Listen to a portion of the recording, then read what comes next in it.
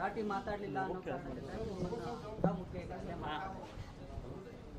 ನೋಡಿ, ಮೊದಲನೇದಾಗಿ ಇಂಥ ಘಟನೆಗಳನ್ನು ನಾನು ಅತ್ಯಂತ ಕಠಿಣ ಶಬ್ದಗಳಿಂದ ಖಂಡಿಸ್ತೀನಿ.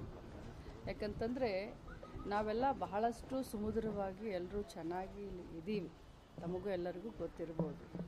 ಈ ಘಟನೆ ನಡೆದ 5 ನಿಮಿಷಕ್ಕೆ, ನನಗೆ ಗೊತ್ತಾದ 5 ನಿಮಿಷಕ್ಕೆ ನಾನು ಕಮಿಷನರ್ ಅವ್ರಿಗೆ ಫೋನ್ ಮಾಡಿದಾಗ ಕಮಿಷನರ್ ಅವರು ಬೆಂಗಳೂರಿನಲ್ಲಿದ್ದರು.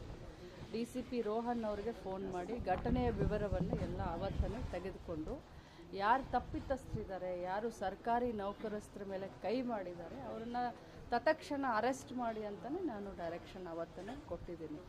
ಅದರ ಜೊತೆಯಲ್ಲಿ ಇವತ್ತು ಎಲ್ಲರೂ ನಾವು ಸ್ವರಾಜ್ಯದ ಬಗ್ಗೆ ಮಾತನಾಡ್ತೀವಿ. ನಾವೆಲ್ಲರೂ ಮೊದಲು ಭಾರತೀಯರು, ಕನ್ನಡಿಗರು. 50 ವರ್ಷದ ಸುವರ್ಣ ಮಹೋತ್ಸವವನ್ನು ನಾವು ಬಹಳ ಹೆಮ್ಮೆಯಿಂದ ನಾವು ರಾಜ್ಯ ಸರ್ಕಾರ ಆಗಿರಬಹುದು ನಾವೆಲ್ಲರೂ ಸೇರಿಕೊಂಡು ಆಚರಣೆ ಮಾಡಿದ್ದೀವಿ. ಸ್ವರಾಜ್ಯದ ಬಗ್ಗೆ ಮಾತನಾಡಿದಾಗ ಭಾರತೀಯರು ಎಲ್ಲರೂ ಒಂದು ಅಂತ ಹೇಳಿದಾಗ 4 ಜನ 5 ಜನ 10 ಜನ ಇಂಥ ಪುಂಡರು ಬಂದು ಈ ಒಂದು ಭಾಷಾ ವಿವಾದವನ್ನು ಎಳೆದುಕೊಂಡು ರಾಜಕಾರಣದ ಬೇಳೆನ ಬೇಯಿಸ್ಕೊಳ್ಬೇಕು ಅನ್ನುವಂಥ ಇದರಲ್ಲಿ ಈ ರೀತಿ ಹೋಗ್ತಾ ಇದ್ದಾರಲ್ಲ, ಅದನ್ನು ನಾನು ಖಂಡಿಸ್ತೀನಿ. ಇಲ್ಲಿ ಎಲ್ಲರೂ ಗೌರವದಿಂದ ಬಹಳಷ್ಟು ಇದರಿಂದ ನಾವು ಭ್ರಾತೃತ್ವದ ದೃಷ್ಟಿಯಿಂದ ನಾವಿಲ್ಲಿದ್ದೀವಿ. ಈಗ ನನ್ನ ಕ್ಷೇತ್ರದಲ್ಲಾಗಿದೆ ಘಟನೆ ಅಂತ ತಾವು ಕೇಳಿದ್ರಿ ಮಾನ್ಯರು. ಆದರೆ ನನ್ನ ಕ್ಷೇತ್ರದಲ್ಲಿ ನನ್ನನ್ನು ಇಡೀ ಮರಾಠಿಗರು ಓಟಾಗಿ ಗೆಲ್ಲಿಸ್ತಾರೆ ಅಂತಂದರೆ ಒಂದು ಭಾಷಾ ವಿವಾದ ಅನ್ನೋದನ್ನು ಬೇರೆ ಸಮೇತ ನಾವು ಕಿತ್ತಾಕಿದ್ದೀವಿ. ಇವತ್ತು ಸರ್ಕಾರಿ ನೌಕರಸ್ಥರು, ಅದರಲ್ಲೂ ಕೂಡ ಯಾರವರು, ಅವರು ಟ್ರಾನ್ಸ್ಪೋರ್ಟೇಷನ್ದವ್ರು ಇರ್ಬೋದು, ಪೊಲೀಸ್ ಇಲಾಖೆಯವ್ರು ಇರ್ಬೋದು, ಅಥವಾ ನಮ್ಮ ಹೆಲ್ತ್ ಇಲಾಖೆಯವರು ಇರ್ಬೋದು. ನಾವೆಲ್ಲ ನಮಗೆ ರಜೆ ದಿನಗಳಿದ್ದಾವೆ, ಆದರೆ ಅವರಿಗೆ ಹಬ್ಬ ಹರಿದಿನವೂ ಇಲ್ಲ, ರಜೆನೂ ಇಲ್ಲ, ಸಂಡೇನೂ ಇಲ್ಲ.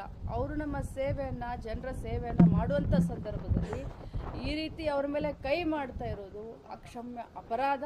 ಮತ್ತು ಇಲ್ಲಿ ಯಾವುದೇ ವಿವಾದ ಇಲ್ಲಿ ಎಲ್ಲರೂ ಕೂಡ ಚೆನ್ನಾಗಿ ನಾವು ಇದ್ದೀವಿ, ಇನ್ನು ಮುಂದೆನೂ ಕೂಡ ಇದ್ದೀವಿ. ಯಾರು ಕಿಡಿಗೇಡಿಗಳಿದ್ದಾರೆ, ಯಾರು ಈ ಘಟನೆಯಲ್ಲಿ ಯಾರು ತಪ್ಪಿತಸ್ಥರಿದ್ದಾರೆ ಅವ್ರ ಮೇಲೆ ಶಿಕ್ಷೆ ಆಗೋ ರೀತಿ ನಾವೆಲ್ಲರೂ ಕೂಡ ನೋಡ್ಕೊಳ್ತೀವಿ.